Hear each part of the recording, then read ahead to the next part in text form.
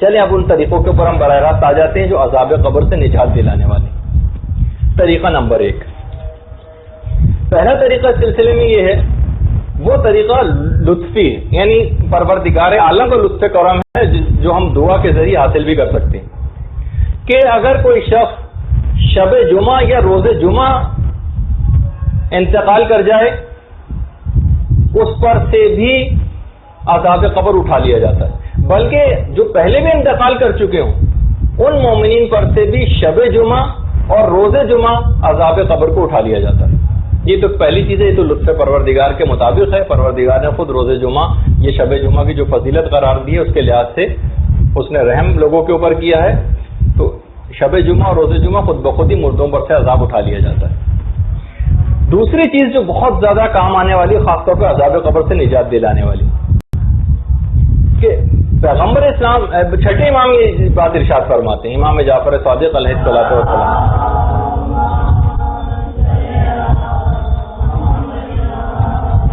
جو شخص بھی لوگوں کی تکلیف کو دور کرے گا اللہ آخرت کی تکلیفوں کو دور کر دے گا، اور وہ شخص اپنی قبر سے ٹھنڈے کلیجے کے ساتھ باہر آئے گا.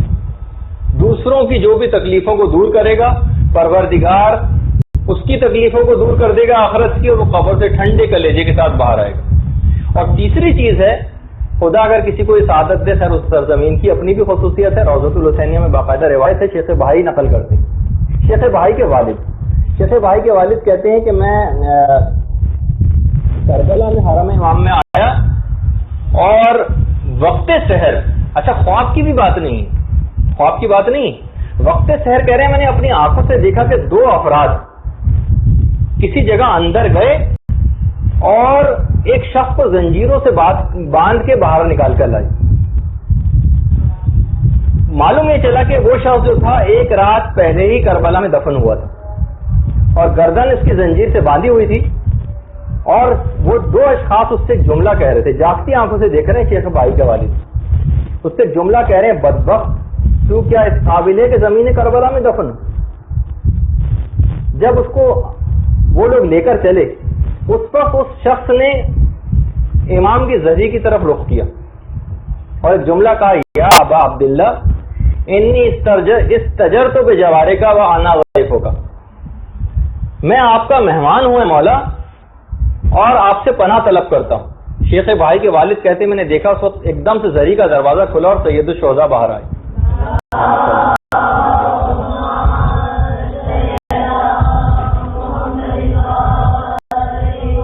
اور کہنے لگے، اس نے ان 2 آدمیوں سے کہنے لگے اس نے مجھ سے پناہ طلب کی، اس کو چھوڑ دو.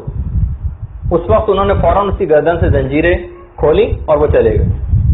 تو بہرحال خود زمین کربلا کے اندر مدفون ہو جانا، یہ خود زمین کربلا کی ایسی خصوصیت ہے کہ وہاں پر کوئی عذاب نہیں ہوتا جو بھی صاحبان ایمان وہاں پر دفن ہو جائیں. زمین کربلا واقعی ایک ایسی زمین ہے جس کا نام سنتے ہی شہید دستغیب فرماتے ہیں کہ محبان امام کے دل جس کا نام سن کر غمزدہ ہو جاتے ہیں، اور نام حسین سن کر فوراً ان کے دل کربلا منتقل ہو جاتے ہیں جہاں ان کا محبوب تشریف فرما. اچھا، پھر اس کے بعد یہ 3 چیزیں ہوں. چوتھی چیز کے اندر ہم چند سوروں کا تذکرہ کریں گے. یہ آپ کوشش کر کے اگر روزانہ اپنے نظام الاوقات کے اندر ان کو شامل کر لیں، اور کوئی مشکل بھی نہیں، صرف 5-7 منٹ کی بات ہے، ان کو اگر شامل کر لیں روزانہ کی تلاوت میں، تو اس کے اندر جو بہت ہی مشہور ہے اور واقعی قابل ہے کہ اس کو شہرت دی جائے، وہ ہے سورہ ملک کی روزانہ تلاوت کرنا. علماء باقاعدہ اس بات کی تاکید فرماتے ہیں کہ اس سورے کو خود پڑھے، اپنے بیوی بچوں کو اس بات کی تاکید کرے انسان کی وہ سورے کو پڑھیں، بلکہ اپنے گھر والوں اور پڑوسیوں کو بھی اس سورے کو سکھائیں کہ وہ اس کو یاد کریں اور روزانہ اس کی تلاوت کیا کریں. اس سورے کو کہا جاتا ہے کہ یہ جھگڑا کرنے والا سورہ ہے، یہ باقاعدہ عذاب کے فرشتوں سے جھگڑا کرے گا اور اس کو عذاب نہیں ہونے دے گا. یہی جھگڑا ان بچوں کے لیے جو نابالغت کے زمانے میں انتقال کر جاتے ہیں یا ساقط شدہ جو بچے ہوتے ہیں ان کے متعلق بھی یہ ہے کہ قیامت کے دن یہ جنت کے دروازے پر کھڑے ہو جائیں گے اور کہیں گے کہ پروردگار، جھگڑا کریں گے پروردگار سے کہ ہم جب تک جنت میں داخل نہ ہوں گے جب تک اپنے والدین کو نہ لیں گے. تو وہاں بھی یہی جھگڑا کرنے کا تذکرہ آیا. اچھا، اس سورہ کو جو سورہ ملک ہے اس کو مانعہ کہا جاتا ہے. یہ حتیٰ کہ پروردگار عالم سے جھگڑا کرے گا. عذاب کے جب فرشتے آئیں گے اس مردے کو عذاب دینے کے لیے, تو یہ فرشتہ پروردگار سے کہے گا اے میرے رب, اس شخص نے مجھے تیری کتاب سے منتخب کر کے پڑھا تھا, مجھے سیکھا تھا اور پڑھا تھا. اگر تو اس شخص پر پھر بھی عذاب کرنا چاہتا ہے تو تجھ پر لازم ہے کہ مجھے اپنی کتاب سے مٹا دے. یہ جملہ ہے اس سورہ ملک کا, مجھے اپنی کتاب سے مٹا دے. پروردگار اس وقت کہے گا کہ سورہ تم تو ہم سے جھگڑا کرنے لگے. وہ سورہ کہے گا ہاں پروردگار مجھے اس کا حق ہے. اب آپ دیکھیے تو یعنی اس سورے کے اندر اسی وقت جیسے ہی وہ یہ کہے گا کہ مجھے حق ہے, پروردگار اس سورے کی شفاعت اس مومن کے حق میں فوراً قبول کر لے گا اور فرشتے بغیر عذاب کیے فوراً وہاں سے چلے جائیں گے. تو دیکھیے کتنا یہ روزانہ سورہ ملک, آپ اس کو اگر پڑھنا شروع کریں تو آپ خود دیکھیں گے کہ یہ بہت ہی مختصر سا سورہ ہے. اور پیغمبر اسلام نے جب اس سورے کی فضیلت بیان کرنی شروع کی تھی تو ہر چھوٹے بڑے نے اور ہر آزاد و غلام نے اس سورے کو یاد کر لیا تھا.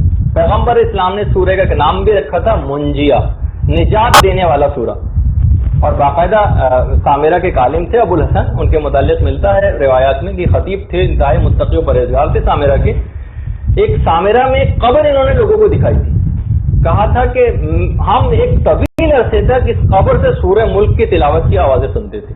یعنی وہ شخص کے جو سورہ ملک کو اس دنیا کے اندر پڑھتا رہے گا تو وہ پورا قبر میں اس کی حفاظت کے لیے آ جائے گا. تو ایک تو سورہ ہو گیا سورہ ملک, اس کی روزانہ معمول بنانا چاہیے تاکہ عذاب قبر کا مسئلہ ہی بالکل ختم ہو جائے. دوسری چیز ایک اور ہے جو روایات کے اندر بیان ہوئی ہے, وہ ہے بیماری کے دوران سورہ توحید کی تلاوت کرنے کا مسئلہ. بیماری, اگر کوئی شخص بیمار ہو جائے اور بیماری کے دوران سورہ قل هو اللہ احد پڑھتا رہے تو اس سورے کو بیماری میں پڑھنے والے کو عذاب قبر سے مکمل طور پر محفوظ کر دیا جاتا ہے.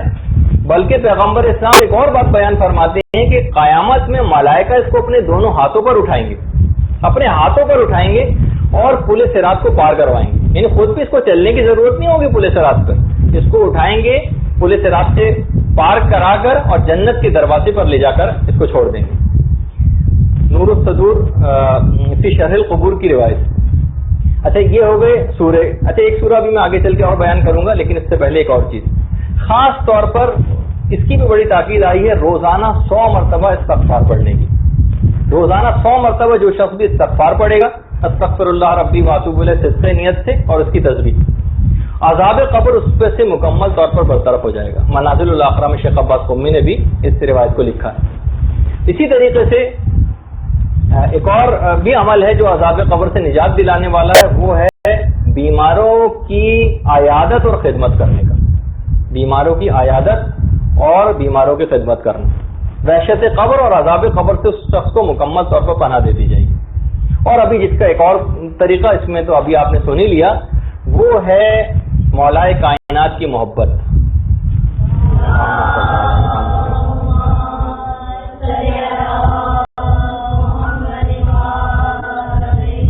یہ خود عذاب قبر سے انتہائی بلکہ روایات کے مطابق سب سے قوی ترین چیز ہے مولا سے جو محبت ہے, ولایت.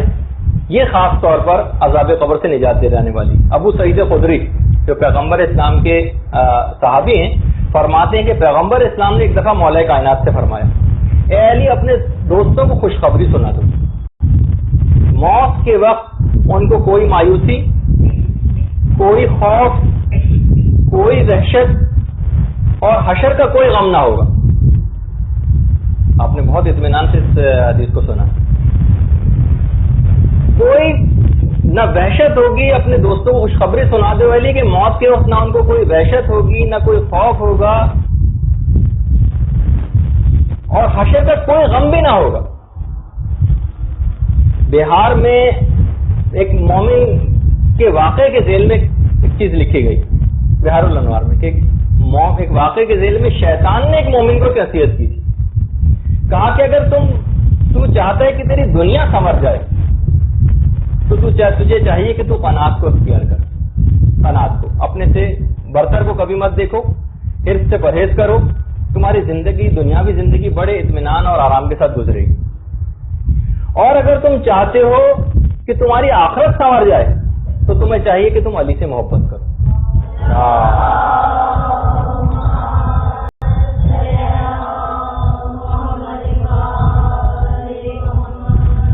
تو بہرحال خود ایک بہت مستقل چیز ہے محبت اہل بیت. اس پہ جتنا بھی ہم شکر کریں کم ہے کہ یہ تو ہم کو لطفاً پروردگار کی طرف سے خود ہی حاصل ہو گئی. اس میں تو ہمیں کچھ کرنا بھی نہیں پڑا, کوئی محنت بھی ہمیں نہیں کرنی پڑی, اور یہ اتنی بڑی ہمیں ایک سعادت مل گئی. اب اس کی حفاظت کرنا اور اپنی اس نسبت کو ضائع نہ ہونے دینا بھی ہمارا کمال ہوگا. اچھا اب آ جائیے اگلا طریقہ. یہ قبر کے عذاب سے بچانے کا ایک بہت ہی بہترین نسخہ ہے, اور وہ ہے مومنین کی حاجت روائی کرنا. مومنین کی حاجت روائی. محدث نعمت اللہ جزائری اور علامہ مجلسی دونوں بالکل ہم اثر تھے اور تقریباً دوستوں کی طرح رہا کرتے تھے. اچھا, علامہ مجلسی کا ایک ظاہری طور پر ایک بڑی ٹھاٹ باٹ کی زندگی علامہ مجلسی گزارا کرتے تھے کہ اکثر لوگوں کو بڑا اشتباہ ان کے متعلق ہوا تھا. اچھا, اس زمانے میں ذرا زہد خشک اس طرح کی بہت سے لوگوں کی طبیعت صوفیہ کا دور بھی تھا, تو زاہدان خشک ذرا کافی زیادہ پائے جاتے تھے. بہرحال علامہ مجلسی ایک ظاہری طور پر تھوڑے سے ٹھاٹ باٹ کے ساتھ رہا کرتے تھے. محدث نعمت اللہ جزائری کے ساتھ ان کی اکثر بات چیت ہوتی تھی. محدث جزائری انتہائی سادہ ترین زندگی گزارتے تھے, بہت ہی لو پروفائل میں اور بہت ہی تقریباً ایک بہت غربت والی زندگی. فرماتے ہیں کہ دونوں میں آپس میں بات چیت ہونے لگی کہ جو کوئی بھی ہم میں سے پہلے اس دنیا سے جائے گا وہ دوسرے کو خواب نہیں آ کر بتائے گا کہ کون سا لائف اسٹائل زیادہ بہتر اور مناسب ہے. اتفاق ایسا ہوا, اتفاق تو نہیں خیر, پروردگار کی جو مصلحت. علامہ مجلسی کا انتقال پہلے ہو گیا. محدث نعمت اللہ جزائری نے ان کو اپنے خواب میں دیکھا. دونوں میں پہلے ہو چکا تھا وعدہ کہ جو بھی پہلے مر جائے گا وہ اپنی حالت بتائے گا. دیکھا کہ علامہ مجلسی نے ایک بہترین لباس فاخرہ پہنا ہوا ہے. انہوں نے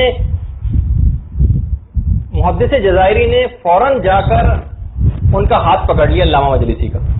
اچھا, ایک میں بات اور بتا دوں کہ اگر کوئی شخص یہ چاہتا ہے, یہ بہت مشہور ہے, ویسے تو روایات وغیرہ میں تو نہیں لیکن ایک مشہور ہے بات, کہ اگر کوئی شخص یہ چاہے کہ مردہ سے کوئی خواب میں نظر سے کوئی بات پوچھنا چاہے تو اگر وہ خواب ہی میں مردے کا ہاتھ پکڑ لے تو جب تک وہ ہاتھ چھوڑے گا نہیں جب تک وہ مردہ نہیں جائے گا. خیر, تو انہوں نے بہرحال جا کر سیدھے محدث جزائری نے وہ ہاتھ پکڑ لیا اور کہا کہ آپ کو میں وعدہ یاد دلانا چاہتا ہوں کہ آپ مجھے بتائیے کہ آپ کے ساتھ کیا ہوا.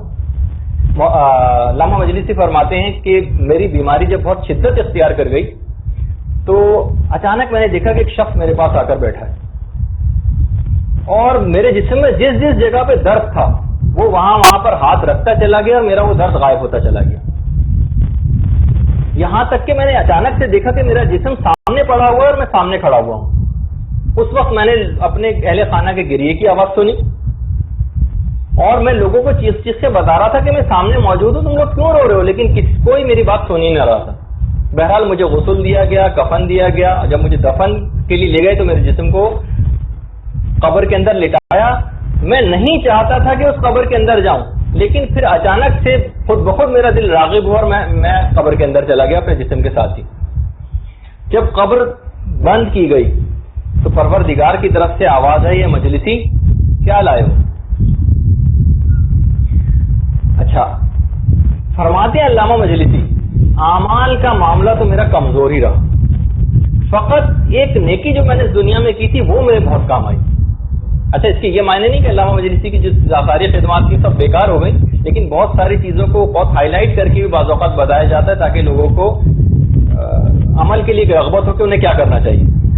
کہا کہ ایک نیکی میرے بڑے کام آئی. وہ نیکی یہ تھی کہ ایک دفعہ میں ایک بازار سے گزر رہا تھا, ایک مومن کو لوگ پکڑ کر مار رہے تھے.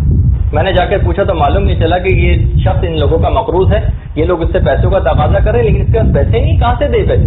تو میرے پاس میں کیونکہ مالدار تھا تو میں نے اپنا مال دے کر اس شخص کو اس پہ سے قرضہ اتروایا اور اس مقروض کو چھڑوایا. میری یہ نیکی قبول ہو گئی. اے جزائری, اگر اس دنیا میں میرے پاس مال دنیا نہ ہوتا تو میں آخر اس کو خرچ کر کے کس طرح سے نجات کو حاصل کرتا.